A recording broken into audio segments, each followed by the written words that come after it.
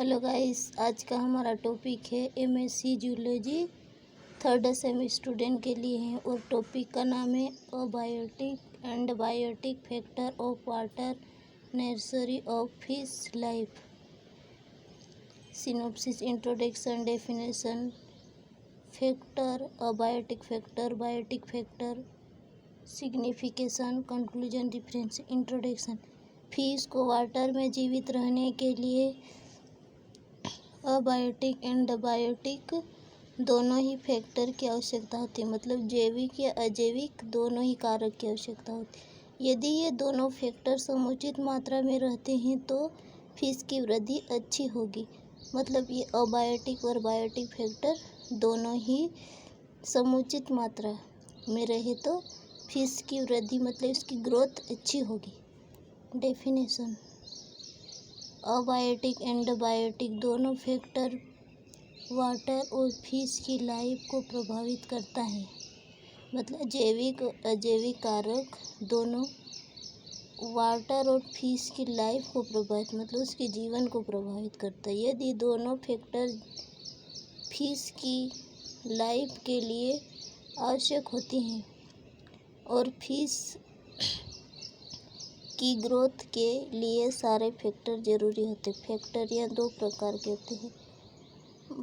Abiotic factor मतलब अजैविक कारक अबायोटिक फैक्टर के अंतर्गत उनके फिजिकल एवं केमिकल कैरेक्टर आते हैं। मतलब अबायोटिक फैक्टर के अंतर्गत भौतिक और रासायनिक कैरेक्टर मतलब लक्षण को शामिल किया गया है। टेम्परेचर मतलब तापमान। Fresh water and mineral water में टेम्परेचर वेरिएशन कम व अधिक होता रहता है। लाइट या प्रकाश। लाइट एक इम्पोर्टेंट अबायोटिक फैक्टर है जो समस्त जीवधारियों को प्रभावित करता है। सनलाइट एक मेन लाइट स्रोत है, मतलब कि सूर्य का प्रकाश एक मुख्य प्रकाश का स्रोत है। इसके बिना जीवन संभव नहीं है। एनिमल और प्लांट्स में लाइट के कारण ही विभिन्न टाइप की क्रियाएं होती हैं। 24 घंटे की साइकिल में जीवों को कितने घंटे लाइट मिलती है, इसमें प्राणियों की फीडिंग, रिप्रोडक्शन, डेवलपमेंट आदि क्रियाएं संभव है। प्रेशर मतलब दाब वाटर का दबाव विशेष गहरे स्रोतों जैसे झीलों, समुद्र और महासागरों में अधिक स्पष्ट होता है। वाटर दबाव समुद्री एवं झीलों में रहने वाली फिशेस और डिस्ट्रीब्यूशन को प्रभावित करता है। Wind current. हवा तालाब का एक मुख्य अबायोटिक फैक्टर है क्योंकि यह करंट प्रोड्यूसर वाटर करती हैं। तेज बहते हुए पानी में फिशेस के सामने अनेक समस्याएं उत्पन्न होती हैं।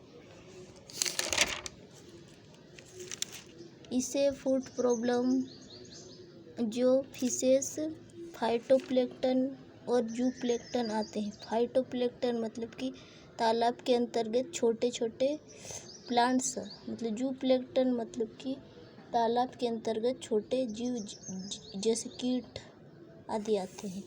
गंधलापन, टर्बिडिटी पानी में पाए जाने वाले पदार्थ पैदा करते हैं। यह गहरी झीलों में लाइट को गहराई तक प्रवेश करने से रोकती हैं। टर्बिडिटी बहुत ही फिशेस के लिए हानिप्रद हो जाती है। पीएच वैल्यू वाटर का पीएच लेवल ग्रेडेड रहता है तथा पीएच लेवल पर डिपेंड रहता है। Fishes different range of pH level पर ही लेटेरट रहती हैं। बायोटिक फैक्टर मतलब जैविक कारक। बायोलॉजिकल फैक्टर उन्हें कहते हैं फिश की ग्रोथ के फैक्टर्स के लिए होना आवश्यक है। माइक्रोप्लैंक्टन मतलब सूक्ष्म जीव जंतु जैसे तालाब के अंतर्गत यहाँ 3 mm से कम आकार के होते हैं। उदाहरण जैसे लार्वा, इजंडा, नेक प्लेक्टन। यहाँ शॉर्टर माइक्रोटन दोनों से छोटे होते हैं। प्रोटोजोन और डायटम्स। नेक्टन इसमें लार्वा एनिमल उदाहरण है इंसेक्ट पिक्स। सिग्निफिकेशन।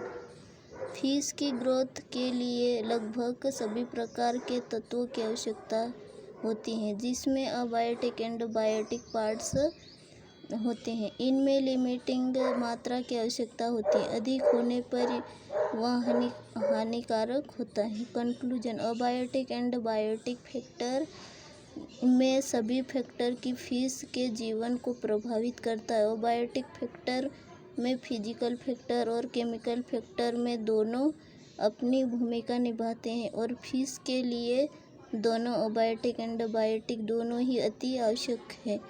इससे जीवन वाटर के अंदर ही संभव होता है। Reference. Fishes of India by CBL Srivastava.